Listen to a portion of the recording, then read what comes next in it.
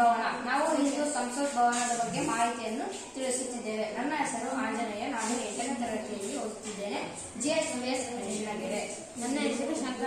ನಾನು 8ನೇ ತರಗತಿಯಲ್ಲಿ ಓದುತ್ತೇನೆ. ಭಾರತದ ಸಂಸತ್ ಭವನ ಸಂಸತ್ತಿನ ಕಟ್ಟಡ. ಇದು ಭಾರತದ ಸಂಸತ್ತಿನ ಸ್ಥಾನವಾಗಿದೆ. ಇದು ರಾಷ್ಟ್ರಪತಿ ಭವನದಿಂದ ಸುಮಾರು 750 ಮೀಟರ್ ದೂರದಲ್ಲಿದೆ. ಇದು ಮಧ್ಯ ವಿಷ್ಟವನ್ನು ದಾಟಿ ಸಂಸತ್ ಮಾರ್ಗದಲ್ಲಿದೆ. ಇದರ ಸುತ್ತಲೂ ಇಂಡಿಯಾ ಗೇಟ್, ಯುದ್ಧ ಸ್ಮಾರಕ, ಯುದ್ಧ ಸ್ಮಾರಕ, ಪ್ರಧಾನಮಂತ್ರಿ ಕಚೇರಿ ಮತ್ತು ನಿವಾಸ ಮಂತ್ರಿ ಕಟ್ಟಡಗಳನ್ನು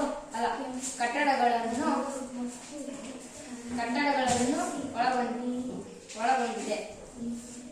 ಅಂತಿಮ ಕಟ್ಟವು ಮಿಟಾಲಿಯ ಚೌಸದ್ ಯೋಗಿಯ ದೇವಸ್ಥಾನದಲ್ಲಿ ಸ್ಫೂರ್ತಿಗೊಂಡಿದೆ ಮತ್ತು ಇದನ್ನು 1927ರಲ್ಲಿ ಬ್ರಿಟಿಷ್ ಸಾಮ್ರಾಜ್ಯದ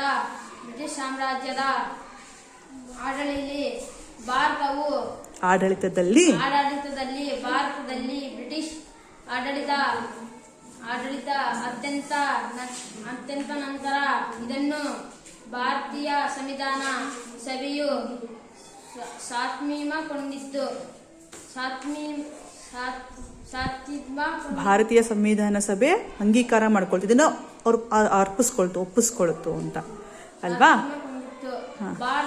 ಭಾರತವು ಸಂವಿಧಾನವು 1950ರಲ್ಲಿ ಜಾರಿಗೆ ಬಂದಿತ್ತು. ಹೊಸ ಸಂಸತ್ ಭವನವನ್ನು 28 ಮೇ 2023ರಂದು ಪ್ರಧಾನಿ ನರೇಂದ್ರ ಮೋದಿ ಅವರು ಉದ್ಘಾಟಿಸಿದರು.